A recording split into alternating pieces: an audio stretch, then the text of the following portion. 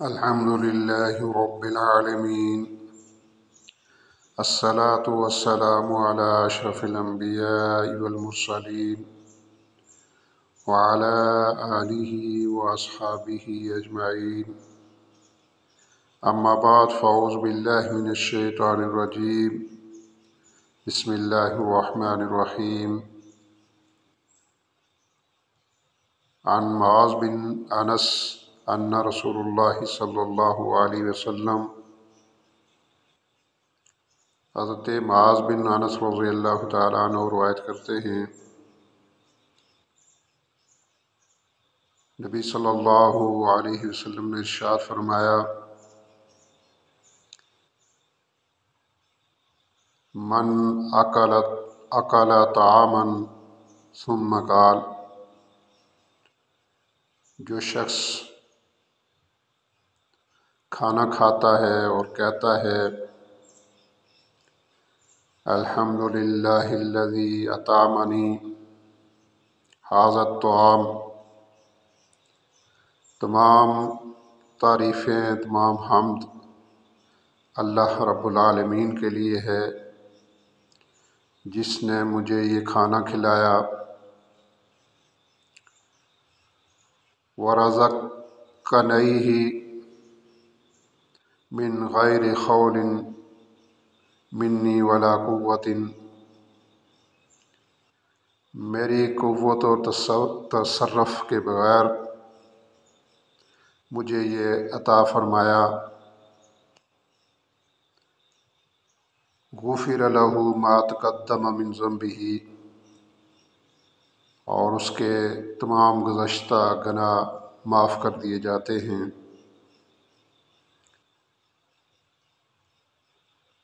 ابو داؤد میں اس میں اضافہ کیا ہے اور فرمایا ہے وَمَن لَبِسَ ثَوْبًا فقال، جس شخص نے لباس پہنا اور یہ کہا الحمد للہ الذی کسانی، کہ تمام تعریفیں اللہ رب العزت کے لیے ہیں جس نے مجھے پہنایا،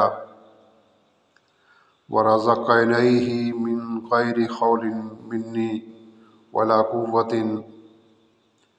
میری قوت اور تصرف کے بغیر مجھے عطا فرمایا، غفر لہ ما تقدم من ذنبہ وما تأخر، تو اللہ تعالیٰ اس کے سابقہ سارے گناہوں کو معاف فرما دیتا ہے۔ اس حدیث کے راوی حضرت معاذ بن انس رضی اللہ تعالیٰ عنہ ہیں۔ وہ روایت کرتے ہیں کہ نبی کریم صلی اللہ علیہ وسلم نے فرمایا، جو شخص کھانا کھا کر یہ دعا پڑھتا ہے ہر قسم کی حمد اللہ کے لیے ہے جس نے مجھے یہ کھانا کھلایا اور میرے تصرف اور قوت کے بغیر اسے مجھے عطا فرمایا، اس کے سابقہ گناہ معاف کر دیے جاتے ہیں۔ اور ابو داؤد نے یہ اضافہ نقل کیا ہے کہ جو شخص لباس پہن کر یہ دعا پڑھتا ہے کہ ہر قسم کی حمد اللہ کے لیے ہے جس نے مجھے یہ پہنایا اور میرے تصرف اور قوت کے بغیر اسے مجھے عطا فرمایا، تو اس شخص کے سابقہ گناہ معاف کر دیے جاتے ہیں۔ اس حدیث سے یہ واضح ہوا کہ جب بھی ہم کھانا کھائیں تو کھانا کھانے کے بعد یہ دعا ضرور پڑھیں، اسی طرح جب لباس پہنیں تو اس دعا کو پڑھیں تو اس کے نتیجے میں اللہ تعالیٰ ہمارے گناہوں کو معاف کرتا ہے۔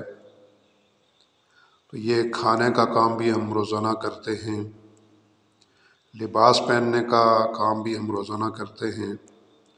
تو یہ جو کھانا ہے یہ بھی اللہ کی ذات ہمیں دیتی ہے، یہ جو لباس ہم پہنتے ہیں یہ بھی اللہ کی ذات ہماری قوت اور تصرف کے بغیر ہمیں عطا فرماتی ہے۔